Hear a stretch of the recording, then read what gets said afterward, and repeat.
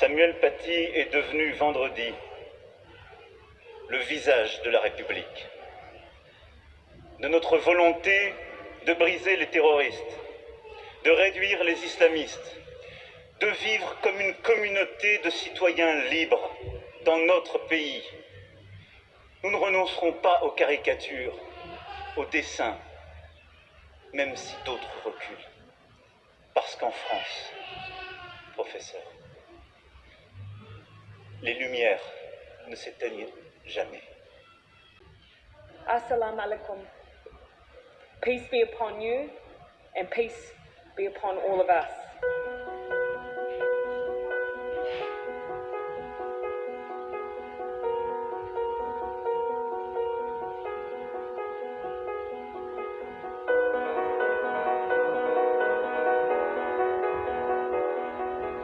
Those loved ones were brothers, daughters, fathers, and children.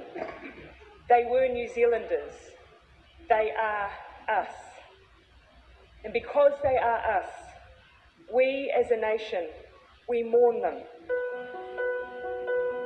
There is one person at the centre of this terror attack against our Muslim community in New Zealand. He sought many things from his act of terror, but one was notoriety. And that is why you will never hear me mention his name. He is a terrorist, he is a criminal, he is an extremist, but he will, when I speak, be nameless. And to others I implore you, speak the names of those who were lost, rather than the name of the man who took them. He may have sought notoriety, but we in New Zealand will give him nothing, not even his name. Part of ensuring the safety of New Zealanders must include a frank examination of our gun laws. As I've already said, Mr. Speaker, our gun laws will change. Cabinet met yesterday and made in-principle decisions 72 hours after the attack. Before we meet again next Monday, these decisions will...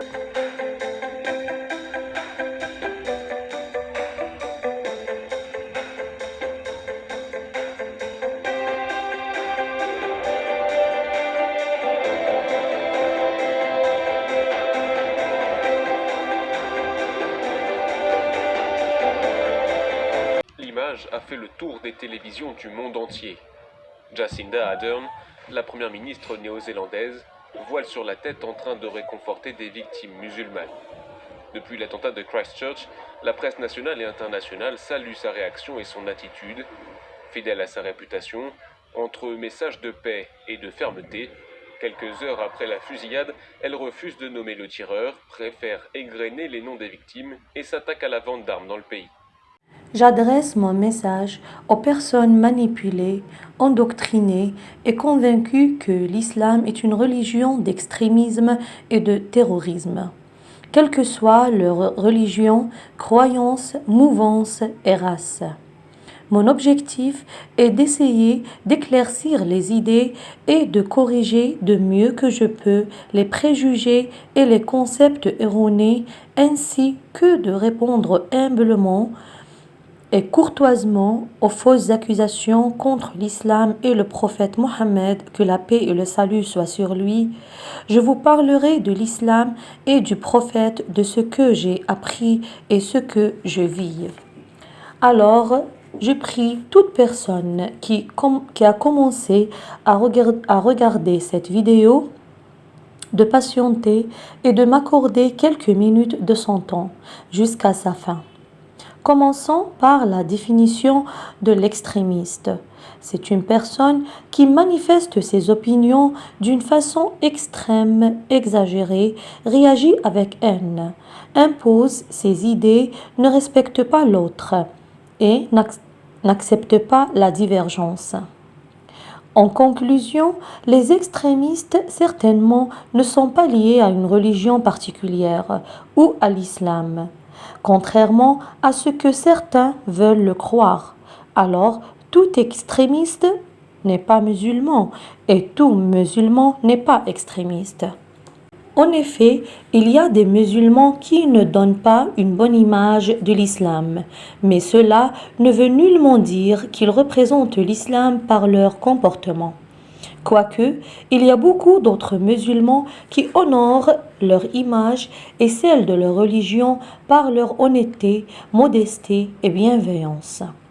Mais si quelqu'un veut connaître l'islam et son prophète Mohammed, que la paix et le salut soient sur lui, il devra chercher à lire les préceptes de cette religion et à connaître le parcours de son prophète. Les bibliothèques disposent de pas mal de livres sur ce sujet. Celui ou celle qui connaîtra l'islam sur son vrai visage sera surpris par la personne du prophète Mohammed, que la paix et le salut soient sur lui. En tant que musulmane, je ne suis pas épargnée de commettre des erreurs dont l'islam est innocent. Dieu merci, la porte de la repentance est toujours ouverte, car en islam, nous croyons que seul Allah est juge des intentions et des actes. Tous ceux qui accusent l'islam d'extrémisme et de terrorisme oublient combien de vies humaines ont été prises pendant la Première et la Deuxième Guerre mondiale. Pour n'en citer que celle-ci, 18 millions dans la première et 68 millions dans la deuxième, dont la majorité étaient des civils. 148 000 personnes ont péri à Hiroshima et 80 000 personnes à Nagasaki, en une seule fois. Vous avez oublié tous les dictateurs et les fascistes régnant sur l'Europe et le monde occidental et qui n'étaient pas des musulmans, bien sûr. Vous avez oublié les tribunaux d'inquisition et ce que les musulmans et les juifs ont subi après la chute de Grenade. Vous avez oublié l'esclavagisme et le colonialisme répandus par le monde occidental. L'exemple de la France qui massacre plus de 10 millions d'Algériens pendant un siècle et demi est édifiant. Et vous continuez d'accuser l'islam comme étant une religion de terrorisme. Êtes-vous sérieux? Les enseignements, les préceptes et les valeurs de l'islam appellent à la justice, l'amour, la paix, la fraternité, la cohabitation, la liberté et la tolérance. Au nom de la liberté d'expression, l'islam est confronté aux fausses accusations et aux attaques mensongères, surtout dernièrement. En plus, des voix n'hésitent plus à s'élever contre le symbole de la religion musulmane, en l'occurrence le prophète Mohammed, que la paix et le salut soient sur lui. Alors, je vous pose les questions suivantes. Que savez-vous sur le prophète Mohammed? Qu'avez-vous lu sur son parcours? Que savez-vous de sa morale, sa sagesse, son amour de l'autre, ses valeurs, etc.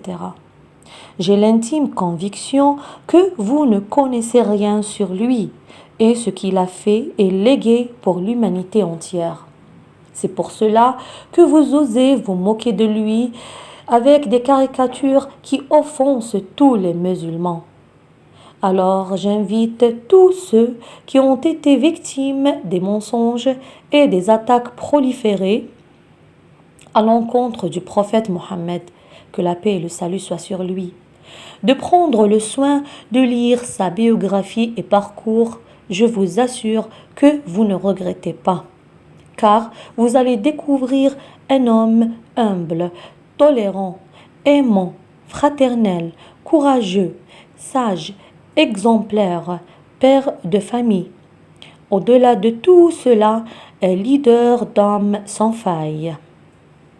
Vous découvrirez comment il réagissait devant toutes les embûches et les difficultés qu'il rencontrait tout au début de sa prophétie, surtout en face de sa propre tribu.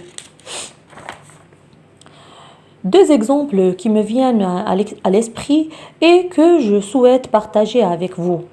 Le premier exemple, durant son parcours de répandre l'islam, Il a réconcilié deux tribus ennemies et a pu vivre parmi eux en les fraternisant à tout jamais.